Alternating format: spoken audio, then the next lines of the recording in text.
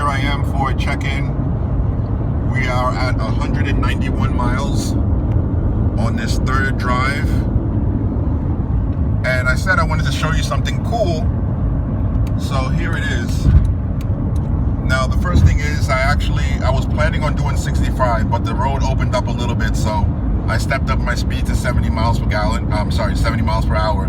But now, look at how many miles per gallon I'm getting. 25 miles per gallon. I'm gonna keep it here for a couple of minutes so you can see how it goes in and out, because it's going up and down. This drive that I'm doing on I-95 has so many different variations of road conditions, where the road goes up on an incline, sometimes the road goes down on a decline, and sometimes it's flat even. So as you know, with cruise control, the car will have to accelerate to compensate for the road conditions in order to keep it to maintain a certain speed, in case you're trying to stay within your legal speed limits and that you don't go past a certain speed, you know, and run into trouble with the police officer and get a speeding ticket. So like I said, as you can see here, coasting along at 70 miles per hour, and the miles per gallon is 24.7, 24.8, 24.7 at 70 miles per hour. Now, what I was going to show you is that when you go slower at like 65 miles per hour or even slower speed than that, you get better miles per gallon, better fuel economy. So depending on, like I said before, depending on what your local road conditions are, your local speed limits, and what you do, you might be able to see maximum amount of miles per gallon based on the speed that you drive. The higher the speed, the more gas you're going to use. The slower the speed in that highway range, the better the fuel economy you're going to get. So like I said, right now you see it's still at 24.5, 24.6, 24.7 miles per gallon. That's one thing I like about the computer in this car, is that I'm able to track these specific details to do this test to see how well we're doing. 24.8.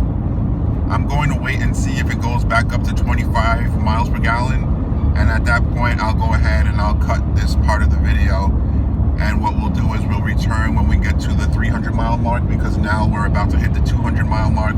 I just checked, we're at 194 miles. Let's see, it says 24.8 miles per gallon.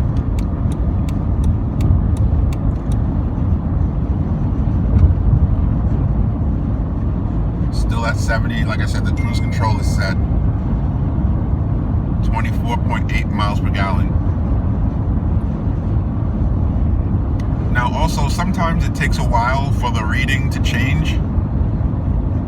You might be getting better gas mileage than what it actually shows you on the computer. Sometimes it just needs a little bit of time or data in order to update the information.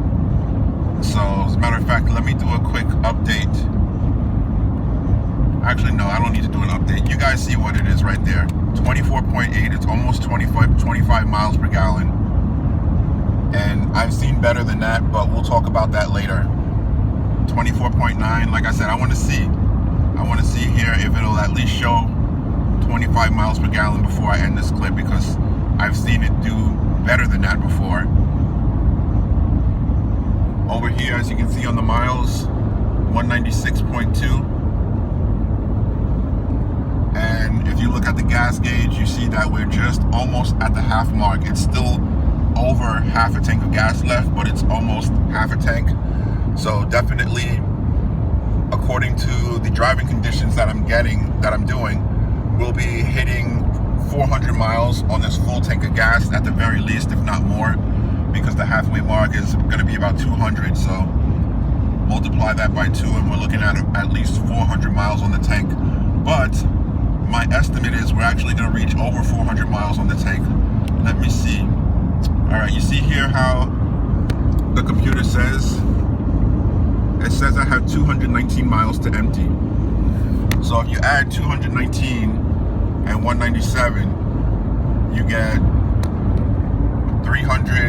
420 minus 3. That's 417 miles.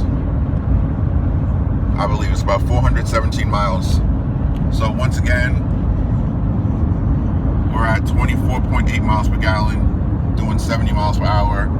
So there it is. That's the 200 mile check-in, and we'll be back later with 300 miles.